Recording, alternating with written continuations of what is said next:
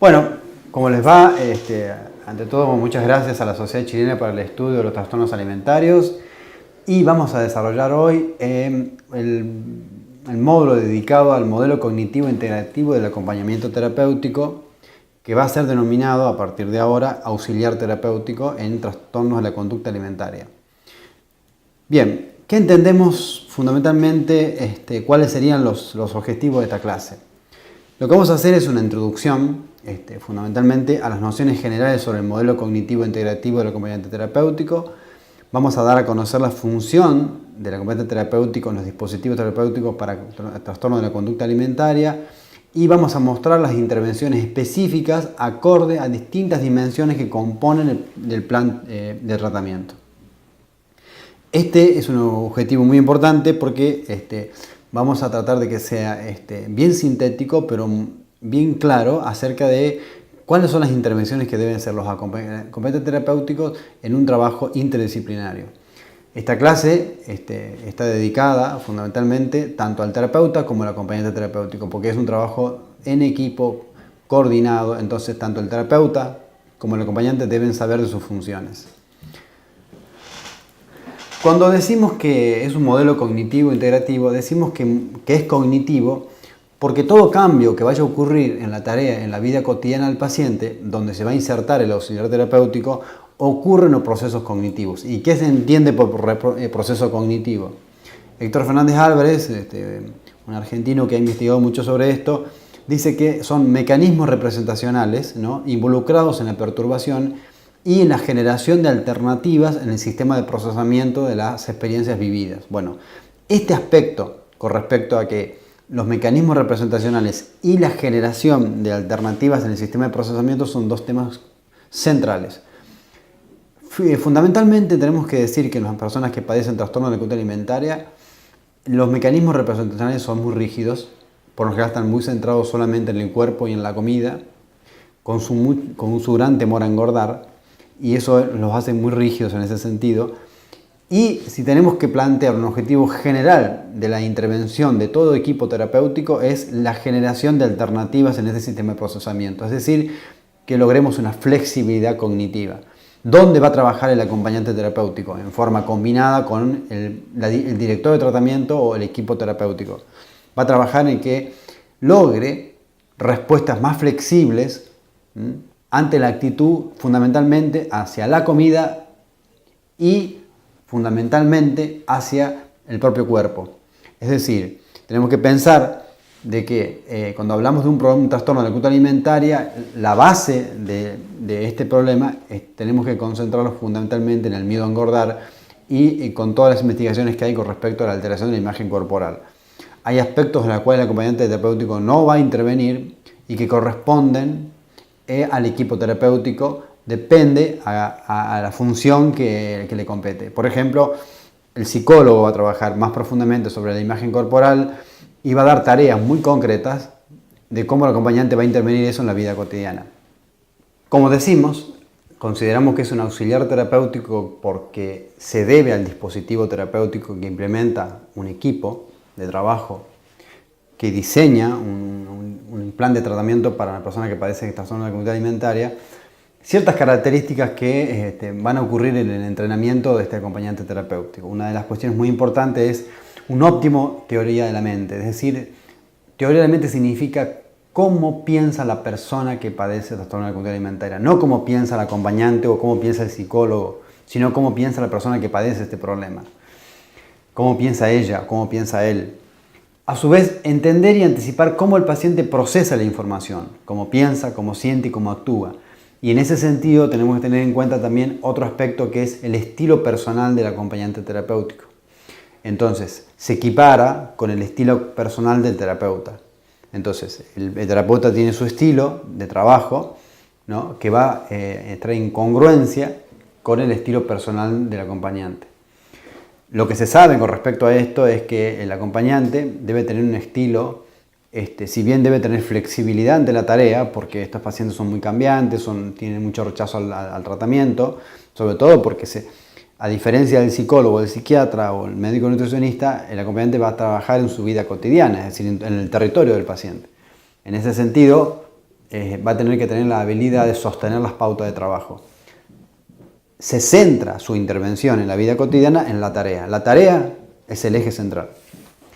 En ese diseño de metas y medios, ¿no?, aparece el dispositivo terapéutico, encontrar la estrategia más apropiada para ayudar al paciente, y ahí se produce un proceso de feedback permanente donde retroalimenta al acompañante terapéutico con sus intervenciones a través del registro. Hay una adaptación del terapeuta y el acompañante a la característica del paciente, y es muy importante, ¿no?, que en el establecimiento y en el mantenimiento de la alianza terapéutica esto sea un trabajo conjunto.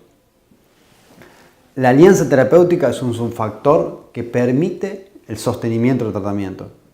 La característica de la alianza terapéutica en el acompañante terapéutico es dual. ¿Por qué? Porque ya preexiste. Es decir, ya existe una alianza hecha por el profesional, entonces a la cual adhiere el acompañante.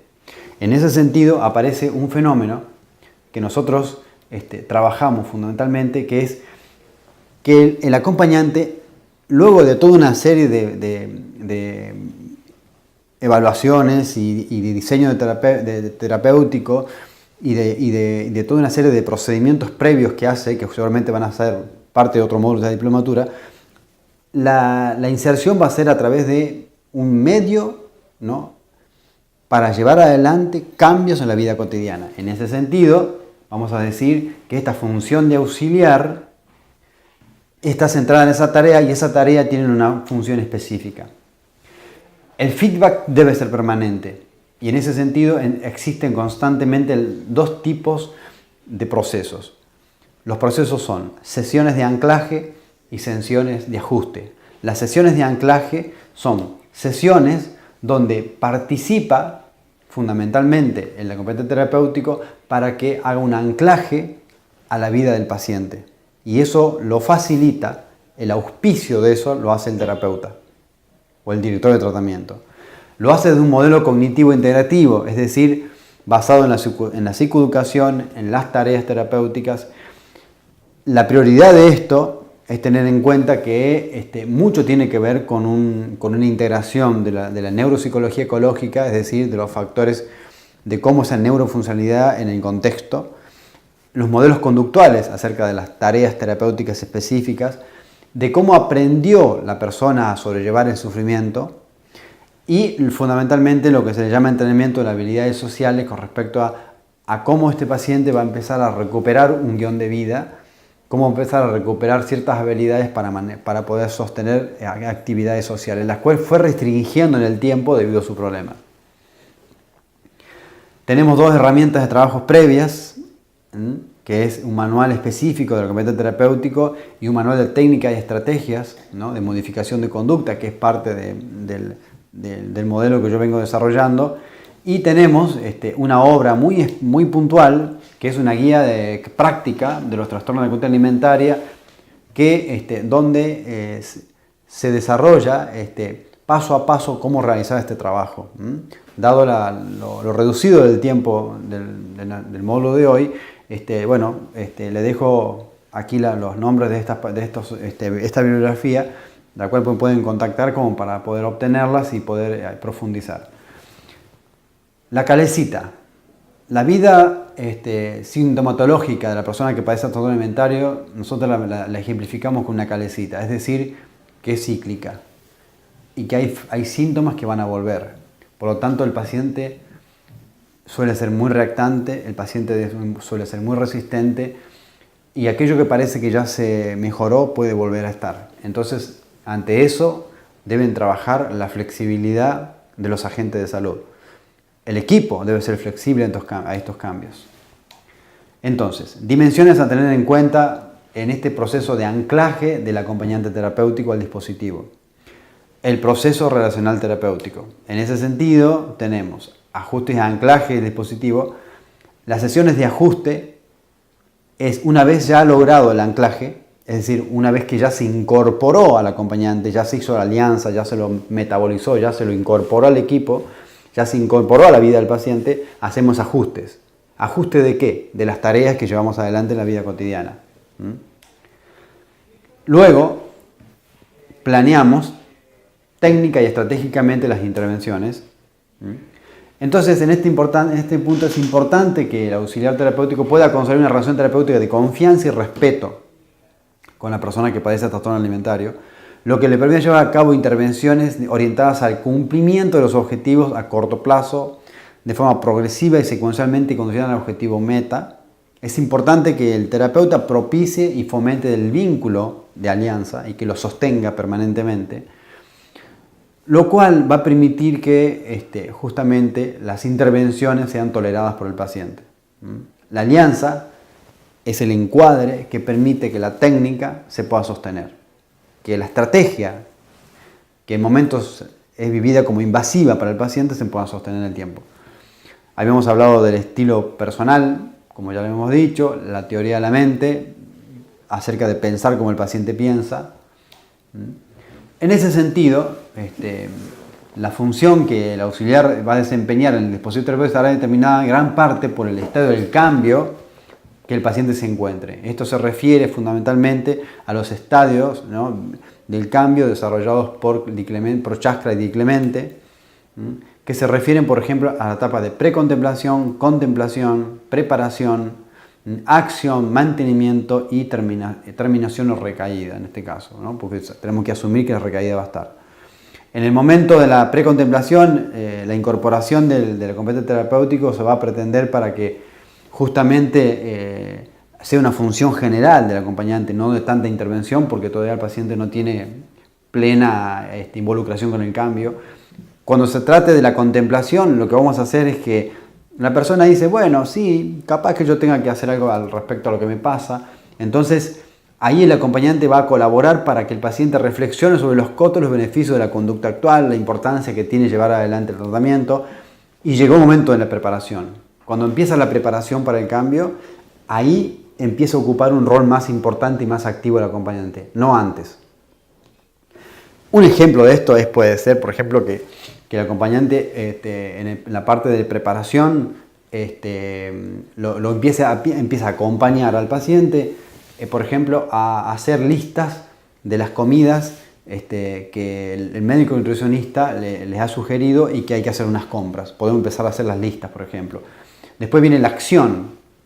En la acción podemos ir con el paciente a la vida cotidiana, al supermercado, a hacer las compras variadas, no selectivas, que es propio de la persona que padece este problema, ¿no? O, por ejemplo, si es una paciente bulímica, no va a ser una compra compulsiva, una compra indiscriminada, no. Va a ser una acorde a una alimentación que se le sugirió, ¿no? Y en eso va a acompañar el auxiliar. El mantenimiento, entonces acá la función del acompañante va a ser acompasar al paciente en la consolidación de los cambios logrados y en la prevención de una posible recaída, ¿no? Va a trabajar muchísimo en ese sentido, en monitorear las actividades de la vida cotidiana, ¿no?, porque va a ser muy útil justamente para que se puedan sostener esos cambios. En la terminación, nosotros le llamamos desvanecimiento, ¿no?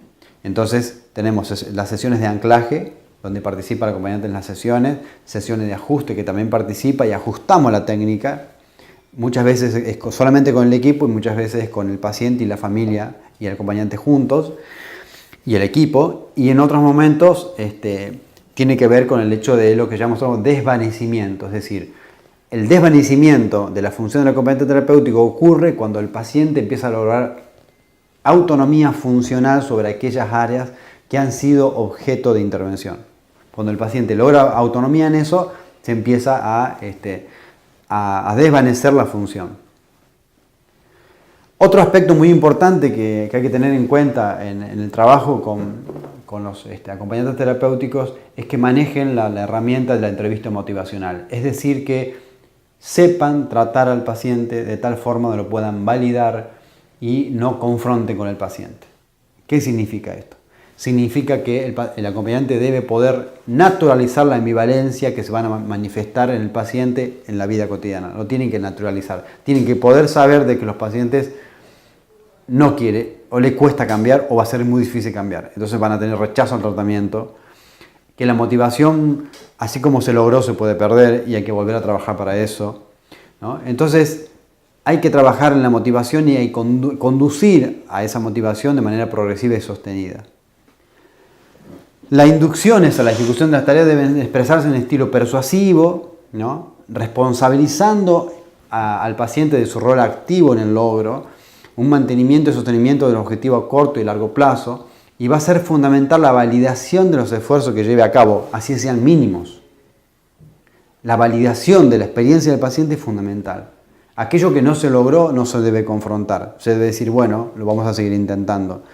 Se va a ser persuasivo, se va a ser cálido, y un trato cálido es fundamental. No competir con el paciente. En esta primera fase que estamos mencionando, con respecto al ingreso del acompañante terapéutico, el objetivo principal va a ser consistir en una mejora sintomática y por lo general en el restablecimiento de alteraciones orgánicas. La presencia del acompañante va a ser muy importante aquí, sobre todo en pacientes de que tenemos que romper ciclos, ¿no? O lo que llaman mecanismos disfuncionales compensatorios que suelen surgir. Por ejemplo, tenemos que lograr que la paciente anoréxica gane peso, que mejore físicamente, o en la paciente bulímica lograr de que deje de vomitar. Y para eso el acompañante va a participar muy fundamentalmente en desinstalar esos mecanismos. Por ejemplo, una paciente que padecía bulimia, el acompañante entraba a su casa a las 10, 11 de la mañana y permanecía hasta las 3, 4 de la tarde. ¿Por qué hasta esa hora? Porque se almorzaba a las 12 del mediodía, se aseguraba de que no hubiera atracón y se comía, y luego de comer hacían una actividad que en este caso era patín, ¿no? A ella le gustaba mucho el patín, entonces iban a patinar. Y eso le implicaba poder descentrarse la idea constantemente de que tenía que vomitar, hasta que pudo tolerar esa sensación y dejar pasar la idea de vomitar, ¿no? El acompañante hizo un trabajo muy importante en esto hasta que la paciente cobró autonomía y ya se disipó su función.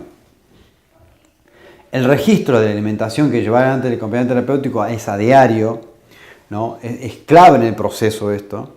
A partir de eso, quien dirige el proceso debe tener conocimiento de las conductas que los pacientes pueden estar ejecutando en el contexto mismo. Recuerden que los pacientes con trastornos alimentarios sobre todo en las pacientes bulímicas, suelen ser muy huidizas con respecto a cómo llevar adelante su patrón compensatorio y disfuncional, o sea, el vómito, la toma de laxantes y demás.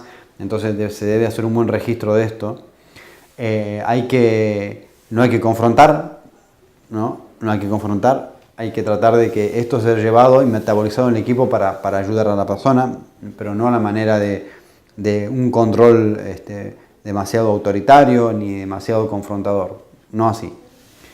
A su vez, el auxiliar va a estar a cargo del entrenamiento en resolución de problemas cotidianos. La técnica en general se la va a implementar en el dispositivo terapéutico, en el equipo, pero en lo cotidiano, para situaciones cotidianas que no necesariamente tengan que ver con la comida y el cuerpo, resoluciones hasta de comunicación con los hermanos, situaciones cotidianas que tengan que ver con otra índole, por ejemplo, el volver al estudio, participar en la limpieza, por ejemplo, de la casa, mantener ordenada su habitación, en ese tipo de actividades.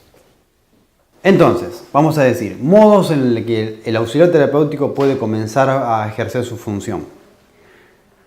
Recordemos, función de auxiliar en este modelo cognitivo integrativo porque consideramos que se debe a un dispositivo terapéutico. Un acompañante terapéutico no trabaja solo, trabaja en la vida cotidiana en virtud de una tarea. Entonces, el dispositivo tiene un brazo extensor y ese brazo extensor es el acompañante. El acompañante es la estrategia y lleva adelante la estrategia. Entonces, modos. ¿Qué puede brindar? Brindar al paciente un espacio de contención que pueda en numerosas ocasiones evitar una internación.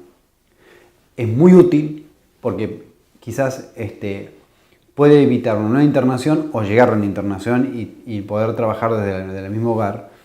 Favorecer y monitorear la adhesión a otras modalidades de tratamiento como por ejemplo la medicación, es decir, por ejemplo el seguimiento de la medicación.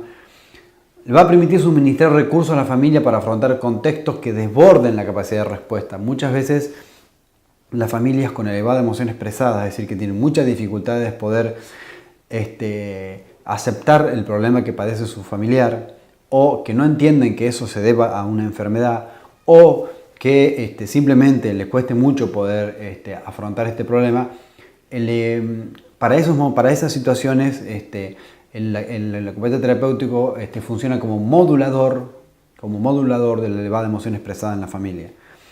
A su vez, atenúa la carga familiar en el cuidado y la contención del paciente, permite superar la figura de un entrenar a un coterapeuta, a un familiar, porque el familiar no deja de ser familiar y este agente de salud es instrumental, tiene un fin específico, tiene un momento de entrada y un momento de salida, y eso nos da mucha más pureza en la técnica. Registrar información para la comprensión global del paciente, retribuye, hace un feedback positivo con respecto a un conocimiento mayor de la vida cotidiana, lo que mejora el dispositivo. Hay una recepción y contención de ansiedades, de preocupaciones y miedos que a veces no se pueden registrar en el consultorio o en la clínica porque el paciente está en la vida cotidiana. Sirve de modelo de límites y actitudes disfuncionales tanto para el paciente como para la familia. Y va a permitir reorganizar las rutinas cotidianas, algo muy importante. Se trabajó, hoy por hoy, seguramente en los módulos anteriores esto se tocó, que un trabajo muy importante es reorganizar las rutinas cotidianas de la persona que padece trastorno alimentario y favorecer el sostén de esas actividades. Eso no puede pasar simplemente por un consejo, no puede pasar porque simplemente se trabaja en un consultorio, se tiene que ejercitar. Entonces el acompañante trabaja en la ejercitación en la vida cotidiana, llevar adelante en el ejercicio de la vida cotidiana, que son muy importantes para mantener un sentido de valoración personal del paciente. El paciente logra confianza cuando puede hacer, aunque sea chiquito, pero lo puede hacer. Operar como un facilitador de autonomía, ayudando a que el paciente se implique en las actividades propuestas, es decir, un nivel de autonomía funcional. Eso es fundamental. Entonces, tenemos que decir que propiciar el modelado y sostén de rutinas productivas y también placenteras sirve de modelo y de modelador. Moldea y modela. Dos técnicas conductuales muy importantes. Cuando el paciente no lo sabe hacer, la persona del acompañante terapéutico le ayuda a paso, lo que se llama técnica del paso a paso, el moldeado, de cómo lograr, por ejemplo, un mejor manejo de la comida. Y modelado con respecto a cómo el acompañante es un modelo a seguir para el paciente. Estimular a que tenga un compromiso activo y una fuerte adherencia al tratamiento. Va a propiciar la calidad de los vínculos familiares y sociales. Va a facilitar el diálogo y va a mediar en situaciones embarazosas o conflictivas, sobre todo a la hora de la comida. En muchas familias que todavía no están preparadas para llevar adelante un momento, un almuerzo, por ejemplo, en un clima de tranquilidad y no focalizar todo en el tema de que cuánto se come y estar pendiente en un control casi obsesivo de que la paciente debe comer o una pesquisa sobre que no debe vomitar, es preferible la intervención del acompañante terapéutico con una técnica específica, con un trabajo estratégico específico que el dispositivo se va a encargar de diseñar.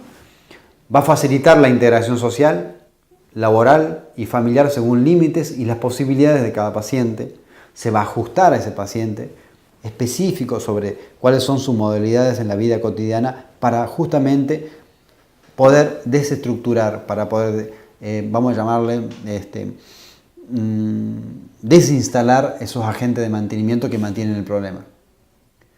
No trabaja sobre la predisposición, porque sobre eso no podemos hacer demasiado, pero sí vamos a trabajar mucho en la vida cotidiana sobre agentes mantenedores. Vamos a trabajar sobre aquellos agentes que están manteniendo el problema. Eso es una cuestión crucial.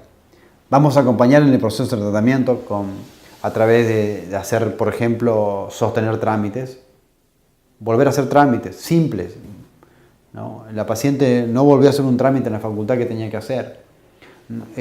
No volvió a estudiar. Bueno, vamos a empezar a planificar para rendir materias, le vamos a ayudar, le vamos a ayudar a organizar. El acompañante no va a ser un maestro particular, para nada, simplemente le va a ayudar a que pueda hacer un plan organizativo, pero siempre apuntalando un papel activo en la vida cotidiana de esa persona. Le va a ayudar, por ejemplo, quizás a volver a involucrarse con entrevistas de trabajo, una cuestión muy importante en ese sentido. Entonces, un trabajo técnico y estratégico, lo vamos a pensar en tareas de, por ejemplo, técnicas para facilitar el cambio cognitivo-conductual, vamos a trabajar en técnicas de planificación ambiental, ¿no? Vamos a trabajar en técnicas de programación conductual. Es decir, que cuando hacemos intervenir en la vida cotidiana del paciente un auxiliar terapéutico, desde el modelo cognitivo integrativo, estamos diciendo que nos resulta de utilidad para un equipo terapéutico en este sentido. 1. Puesta en práctica de las tareas en lo cotidiano. No alcanza con tareas de consultorio, no alcanza con la clínica. El cambio tiene que ocurrir en lo cotidiano, en la vida de todos los días. 2. Implicar al paciente en la motivación intrínseca para el cambio. La mejor motivación intrínseca ocurre en la vida de todos los días. Es decir, ahí donde al paciente le cuesta, cuando está en su habitación, cuando está con el aroma de la casa, ahí es donde cuesta. Otra cuestión, ampliar las dimensiones de la identidad diversificando los contextos de acción. ¿Qué quiere decir esto? Que su identidad vaya mucho más allá que, o si estoy gorda o no estoy gorda, si estoy con el peso adecuado o no, si mi imagen es lo que yo quiero o no quiero, que vaya un poquito más que eso y que tenga que ver con activación de un guión funcional. Activación de un guión funcional a raíz de una vida de todos los días, ahí donde en el terreno del paciente. Y lo más importante, nos va a permitir que se generalicen los cambios. Todo aquello que se logra en el consultorio se puede generalizar. Ustedes saben que un cambio es importante y es bueno que ocurra en tareas clínicas de consultorio o de una internación o de un trabajo institucional, pero si eso no se generaliza en la vida cotidiana, eso no es posible. Así que bueno, les dejo un resumen sobre cómo se trabaja con este modelo de trabajo. Les dejo en la diapositiva los nombres de los libros, me pueden contactar, les puedo dejar mi mail también, porque realmente es una muy buena herramienta de trabajo integrada. Así que bueno, muchísimas gracias y bueno, hasta pronto.